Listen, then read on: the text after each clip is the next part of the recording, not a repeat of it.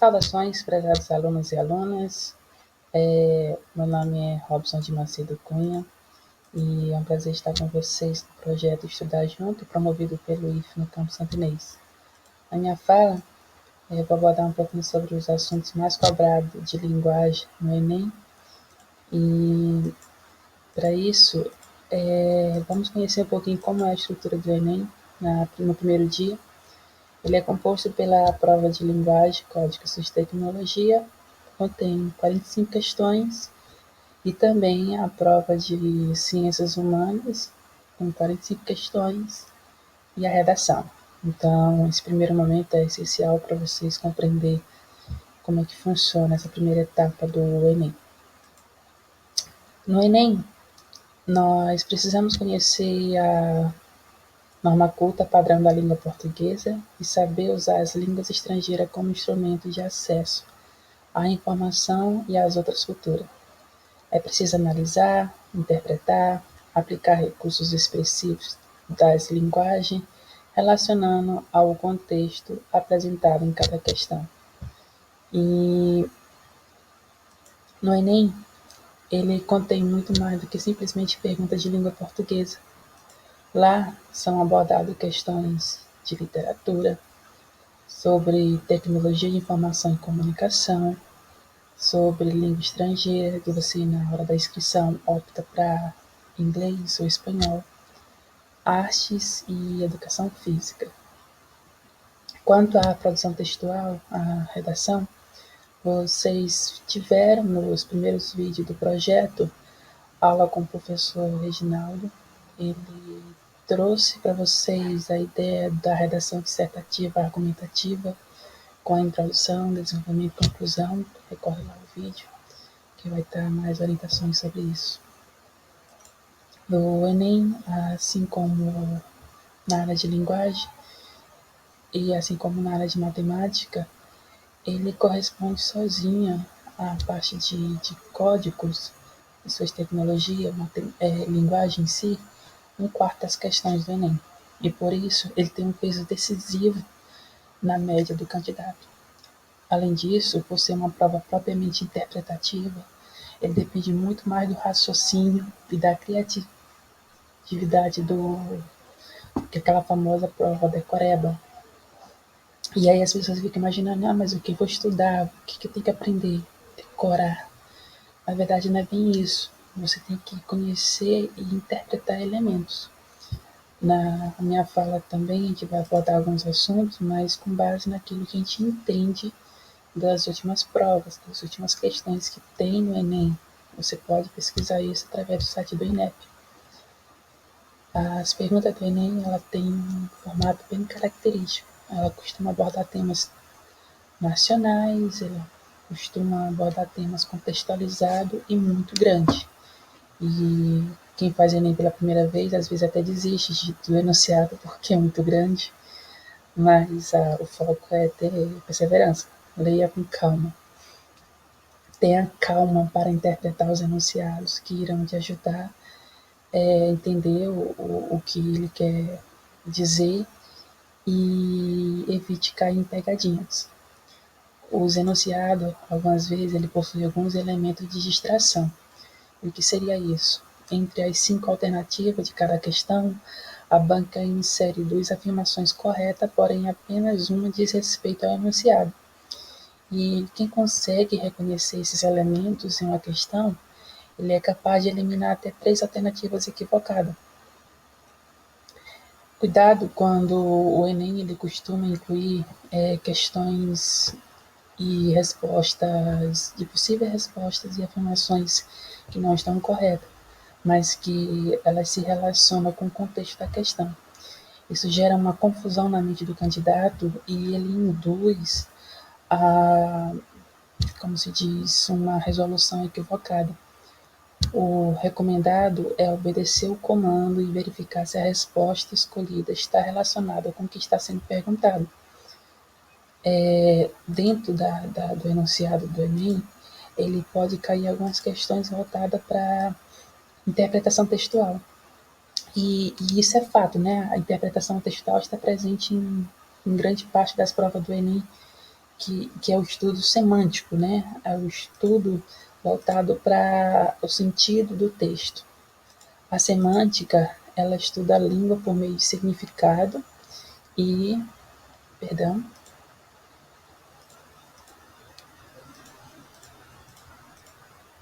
por meio de significados, de frases, de palavras, de símbolos, imagens, entre outros.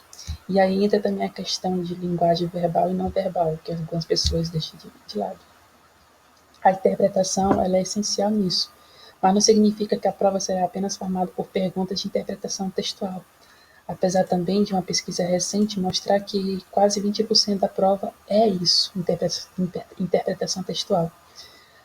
O Enem, ele tem uma tendência hoje em dia a ser cada vez mais conteudista.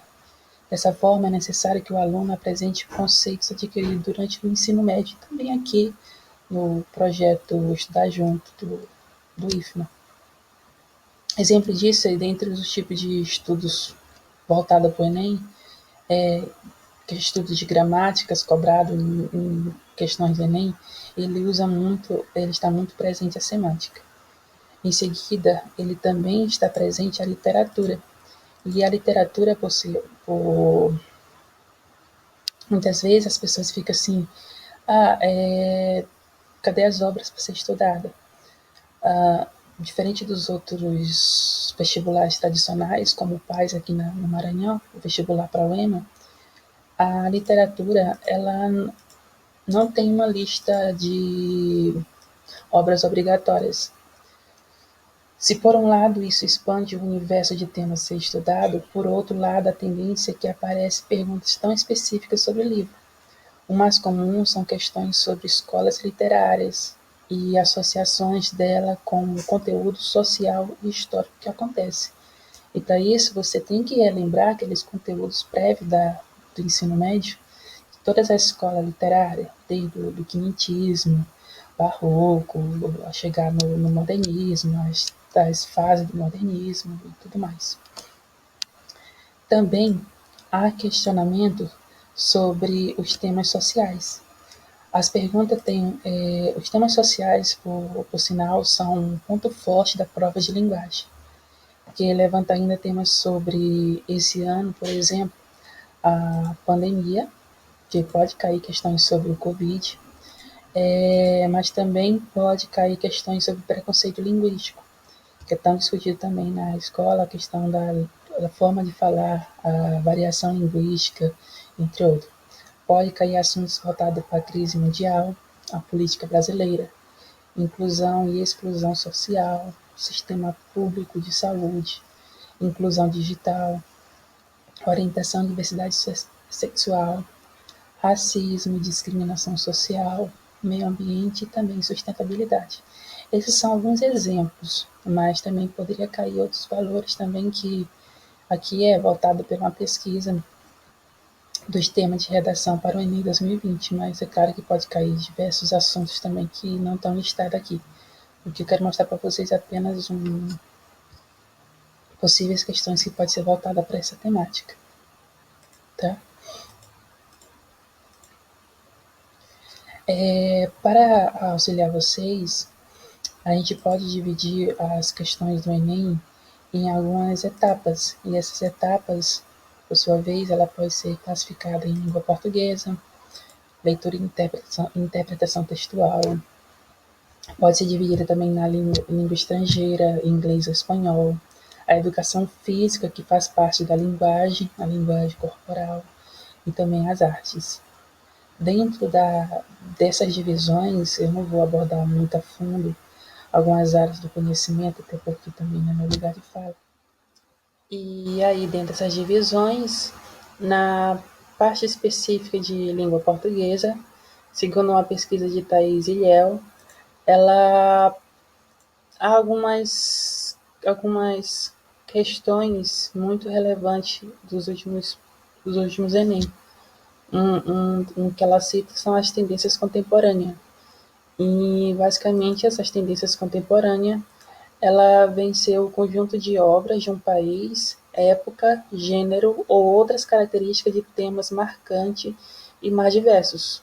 um reflexo dos acontecimentos do momento, como o desenvolvimento industrial e tecnológico, acentuado a crise nos meios políticos e sociais. Então, basicamente, essas tendências contemporâneas ela vai abranger temas sociais também, de certa forma, do nosso dia a dia, a convivência do Brasil em si, e é bem marcante nas questões de linguagem voltada para a língua portuguesa no Enem. Também pode haver questões sobre estrutura e formação de palavras, que seria, na verdade, aquela classificação dos morfemas, desde a estrutura, o radical, os seus afixos, aquilo que vem antes, o prefixo, que vem depois o sufixo, as suas desinência e vogal temática. É bem relevante trabalhar esses assuntos também.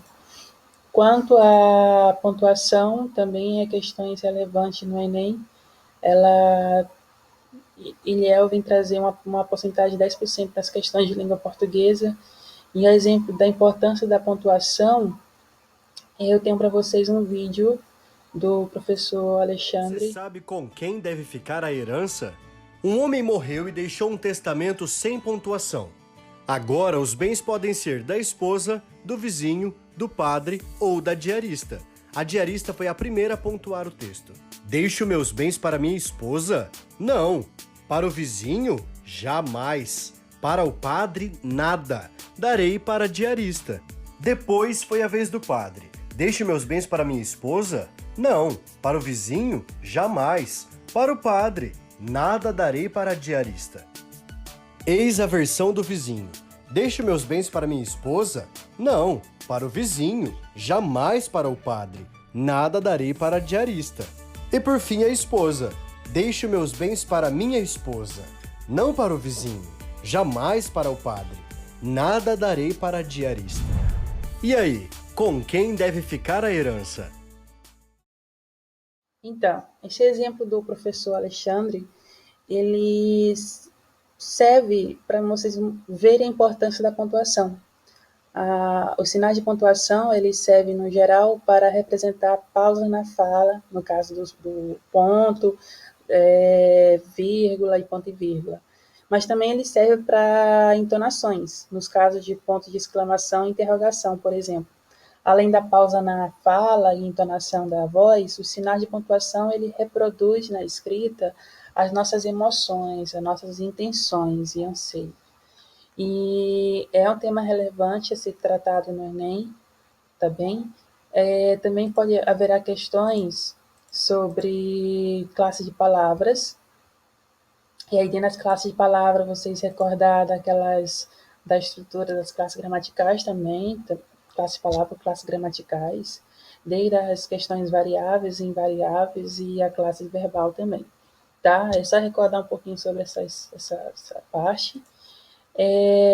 Haverá questões também voltadas para os processos básicos de estudos literários, e essa parte não é a literatura em si, ela não é nenhum monstro a ser vencido.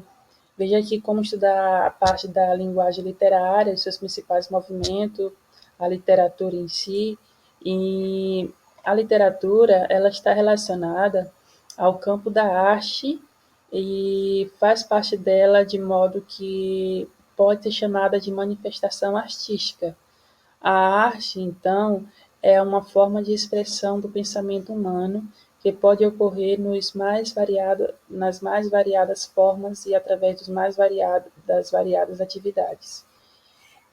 Dentro da questão literária, da literatura em si, os textos, os poemas, os contos, romances, crônicas, desenho, pintura, que mais? Escultura, instalações, danças, filmes e toda uma série de ações humanas, ela acaba ganhando um status de arte e temos dificuldade em dizer o que é e por que, de acordo com alguns estudiosos, esse tema está muito relacionado com a função que a arte exerce na sociedade. Então, basicamente, dentro dessa introdução aos conceitos básicos de estudos literários, é relevante entendermos um pouquinho sobre a arte. E essa introdução, por sua vez, ela vai trazer alguns segmentos de escolas literárias e suas obras artísticas. Elas invadem o nosso mundo e é capaz de mudar opiniões sobre algo, aprofundar nossos argumentos sobre algo. Ela desperta em nós algumas vezes emoções, ela nos leva a lágrima, causa-nos raiva, faz-nos pensar. E dentro dessa temática, nós temos que recordar algumas escolas literárias, desde do quinhentismo, a introdução aqui da literatura no Brasil, do barroco, o arcadismo, o lado bucólico, a origem do realismo e o realismo machadiano. Machado, vocês têm que ter isso em mente, né? Vamos voltar assim à literatura, esse bichinho feio que normalmente significa ler livros velhos e que vocês às vezes a gente não entende nada. Nós precisamos ver coisas assim. Nós temos que mergulhar para compreendermos melhor. Machado de Assis, José de Alencar, Luiz Azevedo e toda aquela trupe da literatura brasileira, elas precisam ser vistas, elas não precisam ser vistas como inimigo a ser derrotado. O Machado de Assis é uma delícia de leitura. Ela introduz a gente o realismo no Brasil, do período das reações das ideias românticas, que caracterizou a segunda metade do século XIX. Além disso, cabe ressaltar outras escolas literárias, desde aquela da origem no Brasil do quinhentismo até o pós-modernismo no Brasil, certo? Também, dentro do Enem, cabe a gente trabalhar a questão da interpretação textual. E perante isso, nós temos como referência também a Iliel sobre possíveis questões que caem sobre interpretação. Ela traz para vocês, eu preparei para vocês esse gráfico, com uma certa porcentagem dos temas mais recorrentes sobre isso. Tá? Grande relevância a questão do aspecto do texto. E para isso, ela vem trazer o lado estético, estilístico, gramatical e o que seria cada um dele. O estético, ele considera a legibilidade da letra, os parágrafos, se as margens elas estão regulares, o uso do travessão e entre outros. A gramática em si, ela deve observar a ortografia, considerando o emprego correto da acentuação, da concordância, da pontuação, da colocação dos pronomes, da regência verbal. E quanto ao estilístico, nós devemos ter cuidado com o uso de frases longas, das repetições desnecessárias, de palavras, de palavras que não cabem no enunciado. E dentro dessa estrutura, nós devemos também levar em consideração o tipo de texto. Memorizar os diversos tipos de texto que exigem pode parecer complicado, principalmente na hora de realizar uma prova como o Enem. Mas vocês devem saber a diferença entre eles e isso ajuda muito a interpretar as respostas e as questões da língua portuguesa. E para isso, vocês têm que conhecer um pouquinho mais sobre as tipologias textuais, que a tipologia textual, o tipo de texto, por vez, ele pode apresentar um caráter narrativo, descritivo, injuntivo, expositivo e também dissertativo. Nós devemos ver a ideia das categorias de mundo. E entre os componentes essenciais a ser estudado na prova, as categorias do mundo, ela traz as estratégias de enunciação na interpretação textual. As funções de linguagem também é algo bem marcante nas provas do Enem. Elas são componentes essenciais a serem estudados nas provas. Elas dizem respeito as intenções do autor ao reproduzir cada mensagem e, portanto, percebê-las é fundamental para interpretar os textos. Entre as funções de linguagem mais recorrentes, nós temos a referencial, que também, por vezes, ela é chamada de denotativa. Nós temos a apelativa, a, a, a referencial denotativa, a apelativa conotativa, ou a expressiva ou emotiva, poética, fática e a metalinguística. Ela diz respeito às intenções que o autor produz na mensagem, e vocês compreendê-la é fundamental. Dentro dessas estruturas, é só para recordar vocês aqui que essa denotativa, a referencial denotativa, por vez, ela é chamada de informativa. Olha só o tanto de nome que às vezes é complicado vocês entendê-la. Pode ser chamada de referencial, pode ser chamada de denotativa, mas também pode ser chamada de informativa.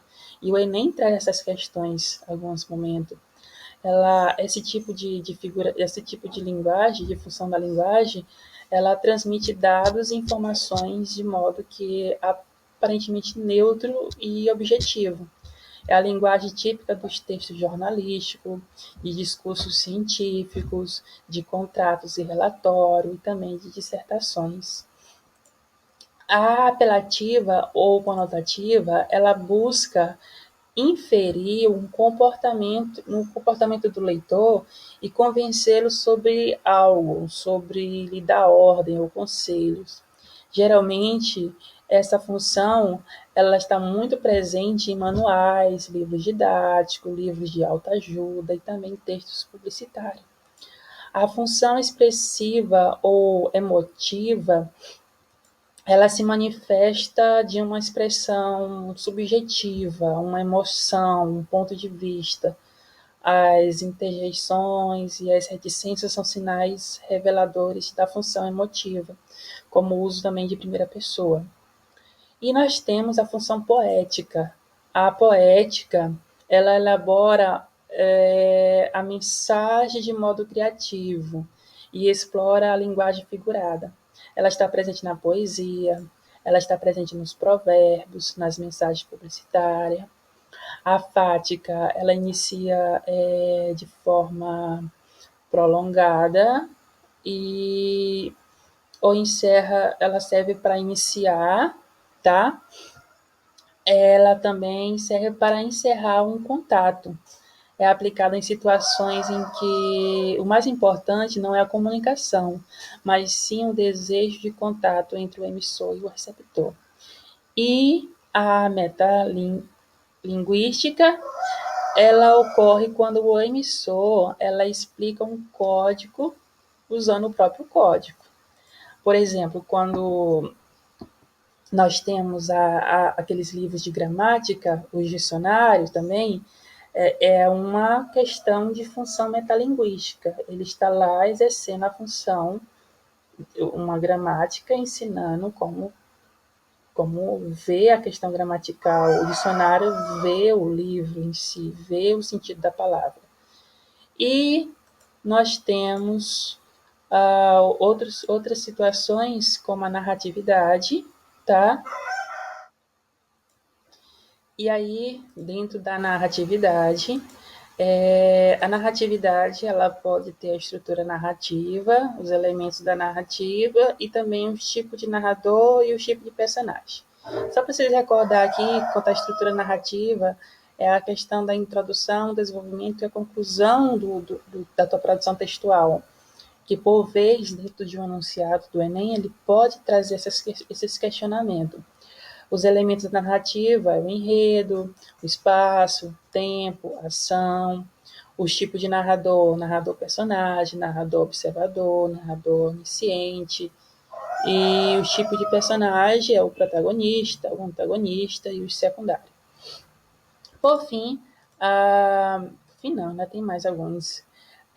Haverá questões sobre variação linguística, e isso é muito relevante nos dias atuais, a questão do preconceito da fala, o modo de falar, que daqui a pouco eu vou dar mais na aula número 2 ou 3, que eu vou abordar para vocês, a intertextualidade, tá?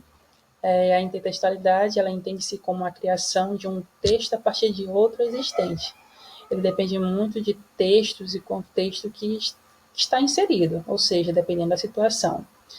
Exemplo de obras intertextuais é aquelas que incluem alusão, a conotação, pode haver plágio, tradução e também a paródia.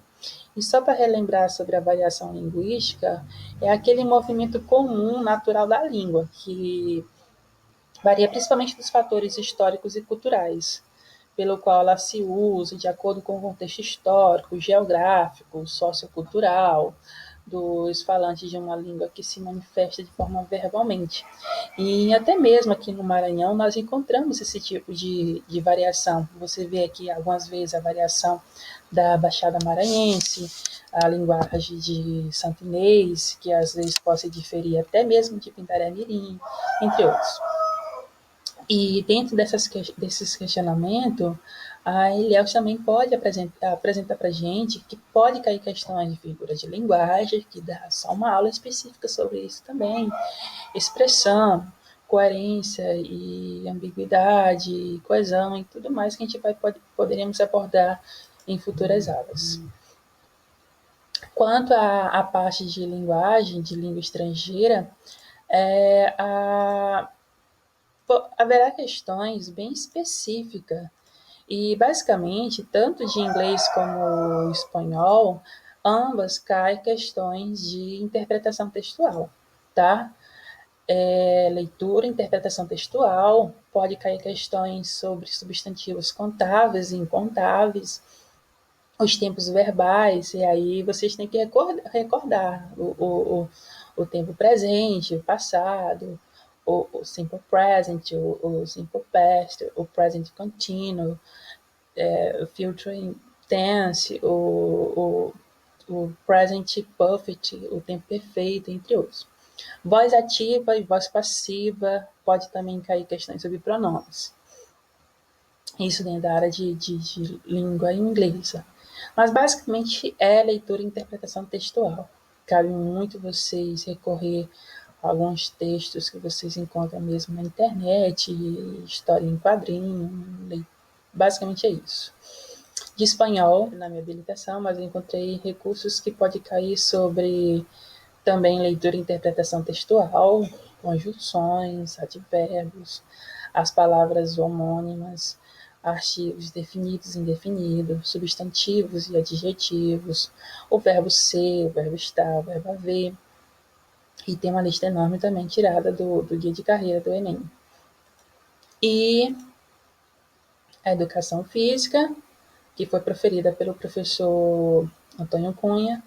Aqui tem alguns temas mais recorrentes, mas vocês recorrem à aula do professor Antônio Cunha nas lições anteriores. E por fim, entra artes. Dentro do Enem, cai artes também. É muito recorrente a arte contemporânea, e aí cabe a gente discutir sobre o que seria essa arte contemporânea no mundo de hoje, certo? Basicamente, a arte contemporânea é aquilo que a gente vive atualmente, tá? A arte do século XV, do século XVI, artes plásticas, a música e os elementos básicos e vanguardas europeias. Então, basicamente, nessa lição, o que eu queria mostrar para vocês era uma introdução sobre possíveis temas que pode cair no Enem e que vocês compreendam um pouquinho sobre a nossa metodologia aqui do Estudar Junto. Nós trazemos essas temáticas para vocês compreenderem um pouquinho mais sobre estarem preparados do que vem para aí, nesse momento tão difícil que a gente está passando, mas que meu projeto aqui é auxiliar vocês de alguma forma. E é isso, espero vocês na próxima aula e um grande abraço a todos.